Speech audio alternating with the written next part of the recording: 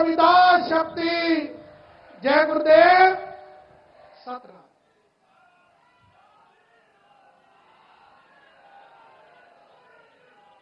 जय गुरु रविदास। उत्तर प्रदेश के मुख्यमंत्री योगी आदित्यनाथ जी, पूरे भारत से यहां पधारे सम्मानित संतजन, भक्तगण और मेरे भाइयों एवं बहनों, आप सभी का मैं गुरु रविदास जी जन्म जयंती के पावन अवसर पर उनकी जन्मभूमि में स्वागत करता हूं। आप सब रविदास जी की जयंती के पर्व पर इतनी दूर से यहां आते हैं। खासकर मेरे पंजाब से इतने भाई बहन आते हैं कि बनारस खुद भी मिनी पंजाब जैसा लगने लगता है। ये सब संत रविदास जी की कृपा से ही संभव होता है। मुझे भी रविदास जी बार बार अपनी जन्मभूमि पर बुलाते हैं। मुझे उनके संकल्पों को आगे बढ़ाने का मौका मिलता है। उनके लाखों अनुयायियों की सेवा का अवसर मिलता है। गुरु के जन्म तीर्थ पर उनके सब अनुयायियों की सेवा करना मेरे लिए किसी सौभाग्य से कम नहीं है। और भाइयों बहनों, यहां के सांसद होने के नाते, काशी का जनप्रतिनिधि होने के नाते मेरी विशेष जिम्मेदारी भी बनती है। मैं बनारस में आप सबका स्वागत भी करूं और आप सबकी सुविधाओं का खास ख्याल भी रखूं, ये मेरा दायित्व भी है। मुझे खुशी है कि आज इस पावन दिन मुझे अपने इन दायित्वों को पूरा करने का अवसर मिला है। आज बनारस के विकास के लिए सैकड़ों करोड़ रुपयों के विकास परियोजना का लोकार्पण और शिलान्यास होने जा रहा है। इससे यहां आने वाले श्रद्धालुओं की यात्रा और सुखद और सरल होगी। साथ ही संत रविदास जी की जन्मस्थली के विकास के लिए भी कई करोड़ रुपयों की योजनाओं का लोकार्पण हुआ है। मंदिर और मंदिर क्षेत्र का विकास, मंदिर तक आने वाली सड़कों का निर्माण, इंटरलॉकिंग और ड्रेनेज का काम, भक्तों के लिए सत्संग और साधना करने के लिए, प्रसाद ग्रहण करने के लिए अलग अलग व्यवस्थाओं का निर्माण, इन सब से आप सब लाखों भक्तों को सुविधा होगी। माघी पूर्णिमा की यात्रा में श्रद्धालुओं को आध्यात्मिक सुख तो मिलेगा ही, उन्हें कई परेशानियों से भी छुटकारा मिलेगा। आज मुझे संत रविदास जी की नई प्रतिमा के लोकार्पण का भी सौभाग्य मिला है। संत रविदास म्यूजियम की आधारशिला भी आज रखी गई है। मैं आप सभी को इन विकास कार्यों की अनेक अनेक शुभकामनाएं देता हूं। मैं देश और दुनिया भर के सभी श्रद्धालुओं को संत रविदास जी की जन्म जयंती और माघी पूर्णिमा की हार्दिक बधाई देता हूं।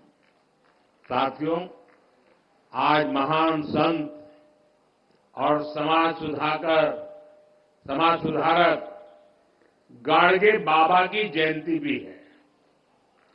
गाडगे बाबा ने संत रविदास की तरह ही समाज को रूढ़ियों से निकालने के लिए दलितों वंचितों के कल्याण के लिए बहुत काम किया था। खुद बाबा साहब आम्बेडकर उनके बहुत बड़े प्रशंसक थे। गाडगे बाबा भी बाबा साहब से बहुत प्रभावित रहते थे। आज इस अवसर पर मैं गाडगे बाबा के चरणों में भी श्रद्धापूर्वक नमन करता हूं। साथियों, अभी मंच पर आने से पहले मैं संत रविदास जी की मूर्ति पर पुष्प अर्पित करने, उन्हें प्रणाम करने भी गया था। इस दौरान मेरा मन जितनी श्रद्धा से भरा था, उतनी ही कृतज्ञता से भी भीतर महसूस कर रहा था। वर्षों पहले भी जब मैं न राजनीति में था, न किसी पद पर था, तब भी संत रविदास जी की शिक्षाओं से मुझे मार्गदर्शन मिलता था।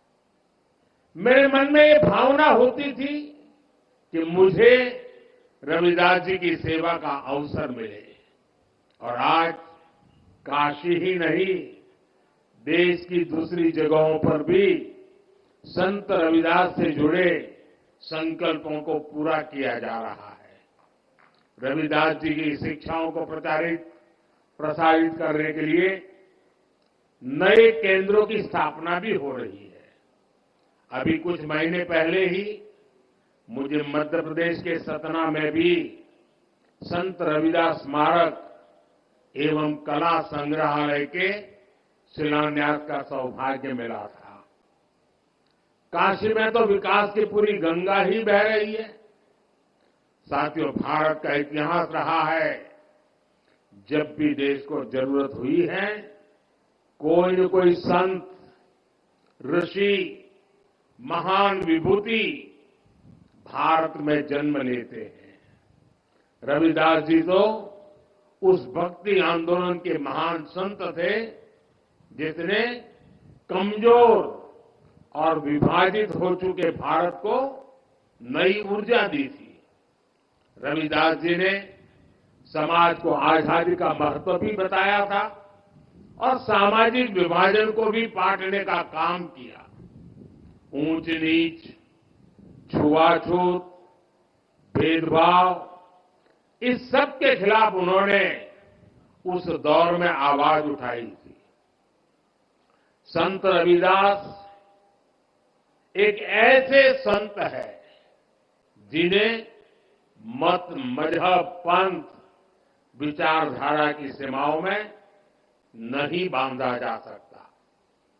रविदास जी सबके हैं और सब रविदास जी के हैं।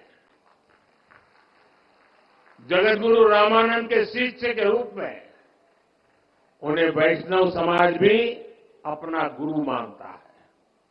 सिख भाई बहन उन्हें बहुत आदर की दृष्टि से देखते हैं। काशी में रहते हुए उन्होंने मन चंगा तो कठौती में गंगा की शिक्षा दी थी। इसलिए काशी को मानने वाले लोग, मां गंगा में आस्था रखने वाले लोग भी रविदास जी से प्रेरणा लेते हैं।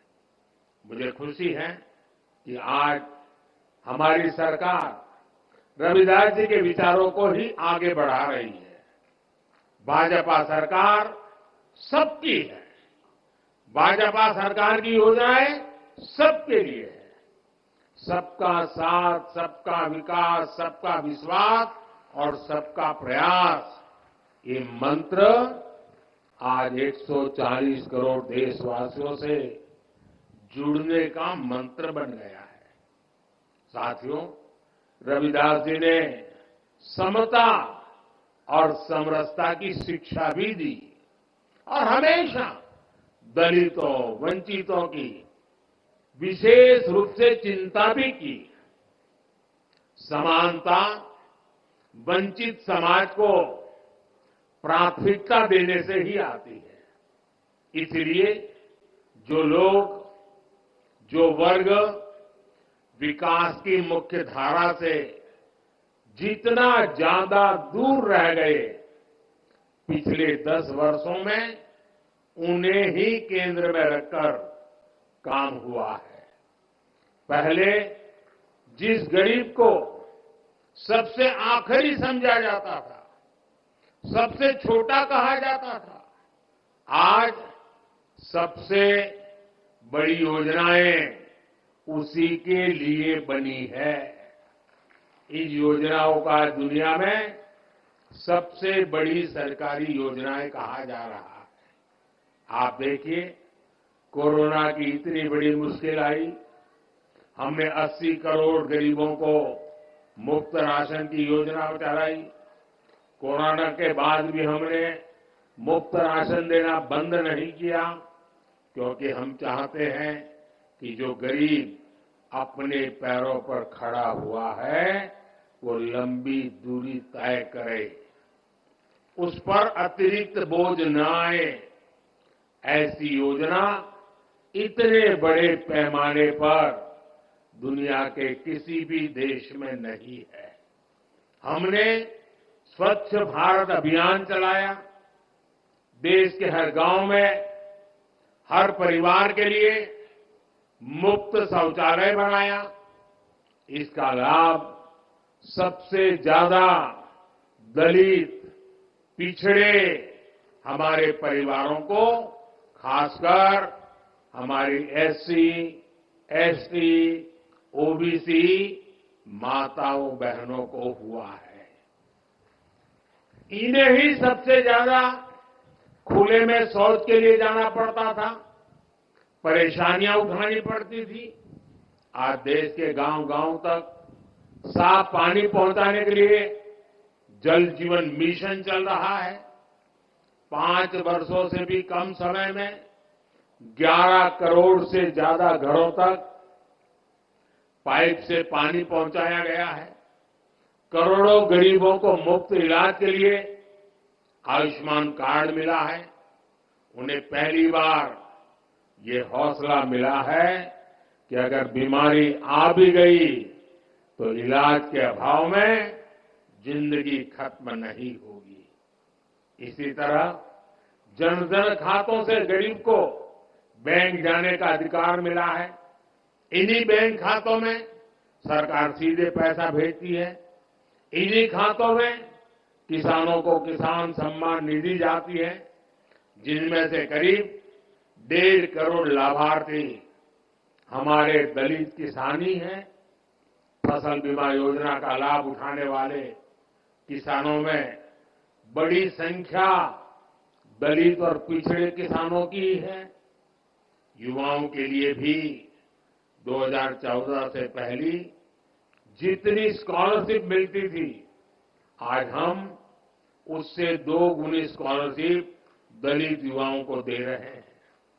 इसी तरह 2022-23 में पीएम आवास योजना के तहत हजारों करोड़ रुपए दलित परिवारों के खातों में भेजे गए, ताकि उनका भी अपना पक्का घर हो।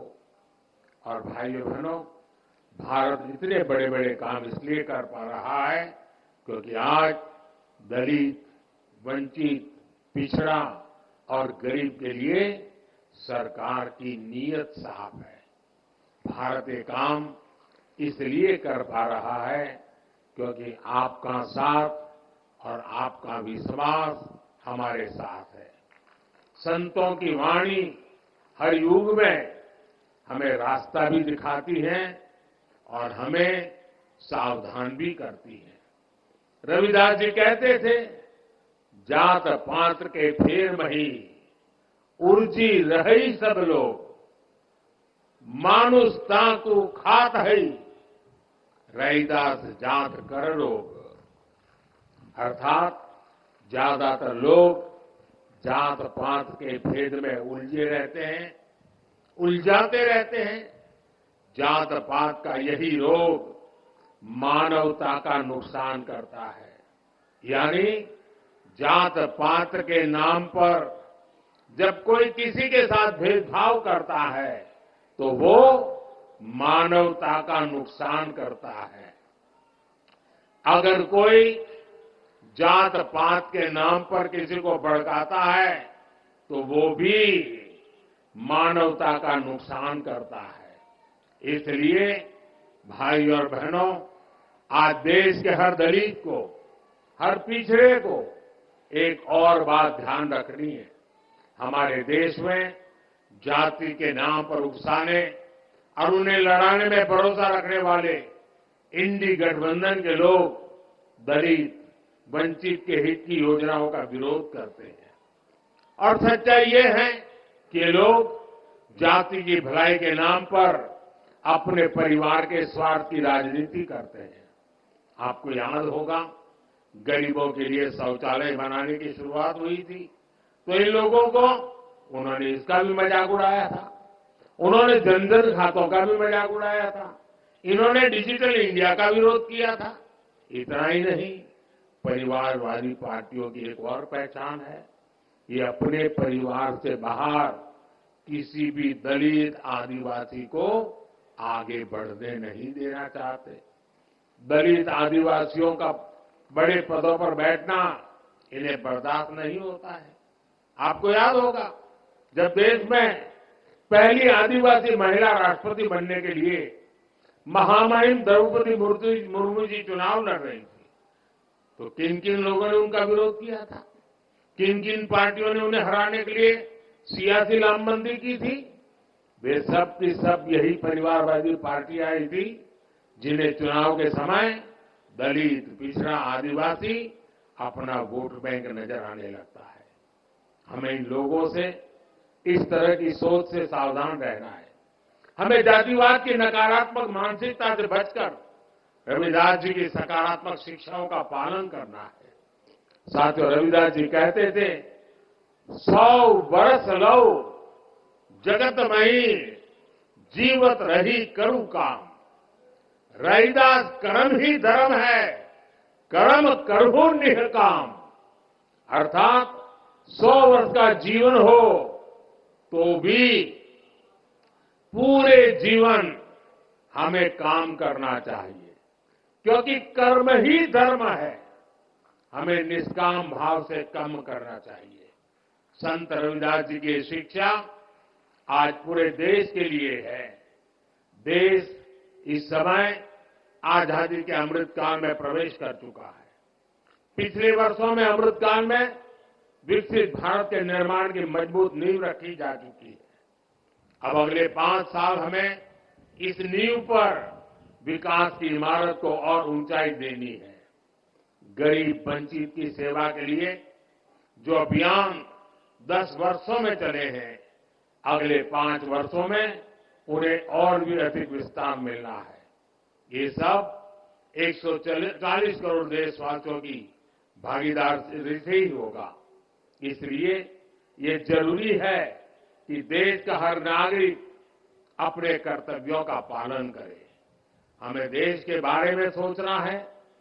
हमें तोड़ने वाले, बांटने वाले विचारों से दूर रहकर देश की एकता को मजबूत करना है। मुझे विश्वास है कि संत रविदास जी की कृपा से देशवासियों के सपने जरूर साकार होंगे। आप सभी को एक बार फिर संत रविदास जयंती की मैं बहुत बहुत शुभकामनाएं देता हूं। बहुत बहुत धन्यवाद। बोलिए श्री रविदास महाराज की जय। सतगुरु स्वामी सर्वदास महाराज की जय। अमर श्री संत रामानंद महाराज